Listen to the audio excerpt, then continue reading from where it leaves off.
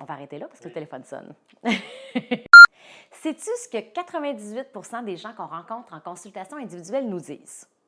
98% des gens nous disent que ce qui leur manque, selon eux, pour avoir plus d'impact quand ils prennent la parole, c'est la confiance. Est-ce que tu aimerais ça te sentir plus solide quand tu prends la parole? Sentir que tu es en pleine possession de tes moyens pour parler de ton entreprise, parler de tes projets, de tes idées? Si c'est le cas, ben comme tu peux le voir, tu n'es pas seul. Mais surtout, tu regardes la bonne vidéo. Dans cette vidéo, je partage avec toi les 4 piliers pour bâtir ta confiance, pour prendre la parole avec impact.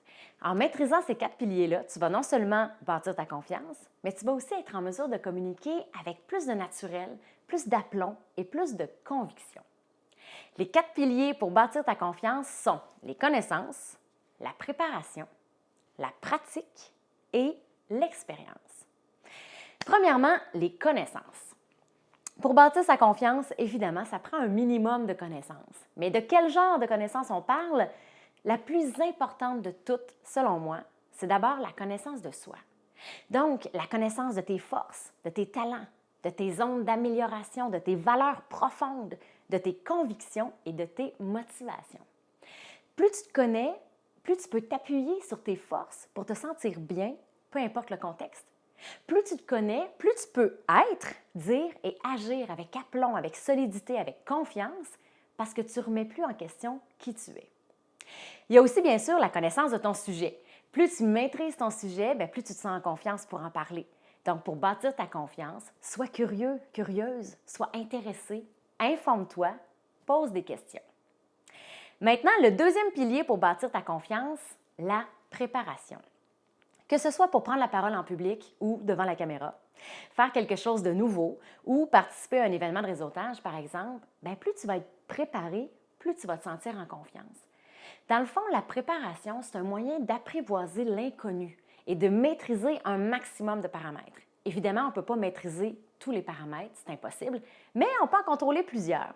Et pour te préparer donc à ta prochaine prise de parole, quelle qu'elle soit, que ce soit de prendre la parole en public, une capsule vidéo, animer une rencontre d'équipe, présenter un projet à un comité ou à un CA, assure-toi minimalement de connaître l'objectif de ta présentation, les éléments clés de ton message et les gens à qui tu t'adresses. Le troisième pilier maintenant, la pratique. La pratique, ben, c'est un moyen pour te familiariser avec ton message, avec ta façon de le livrer aussi. C'est l'outil par excellence pour t'approprier ton message puis en faire une seconde nature.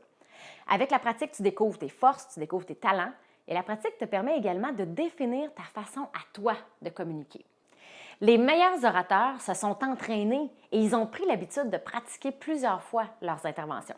On peut penser entre autres à Steve Jobs qui répétait chaque détail de chacune de ses présentations pendant plusieurs heures. Même chose pour les athlètes. Les meilleurs, ceux qui se démarquent, sont ceux qui ont pratiqué, qui ont répété des milliers de fois leur sport, leur discipline. Donc, au moment de livrer la performance, bien, ils sont en pleine confiance parce qu'ils sont en terrain connu. Maintenant, le quatrième pilier, l'expérience. On dit qu'il faut 10 000 heures pour devenir un grand maître dans n'importe quelle discipline. Donc, l'expérience, c'est un passage obligé pour acquérir la confiance et acquérir surtout les repères nécessaires pour se sentir en pleine possession de ses moyens. Ça vaut pour la prise de parole, mais ça vaut pour toute compétence que tu souhaites développer. Quand on t'invite à prendre la parole pour parler de ton expertise ou de ton entreprise, dis oui! Ouvre ta boîte! Tu vas accumuler de l'expérience, puis de fois en fois, tu vas te sentir de plus en plus en confiance. Au début, ça se peut que tu sois moins confiant, c'est un peu moins le fun, c'est normal. Mais en développant tes connaissances, puis en te préparant adéquatement, en pratiquant et en acceptant de faire ton expérience, bien, tu vas devenir de plus en plus confortable à prendre la parole, puis tu vas te sentir de plus en plus en confiance pour communiquer ton message.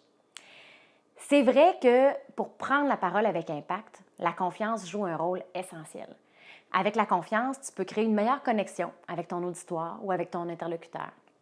Tu peux également communiquer avec beaucoup plus d'aisance et de naturel, tout en ayant beaucoup plus de fun. Puis moi, c'est ça que je te souhaite, d'avoir du fun quand tu prends la parole.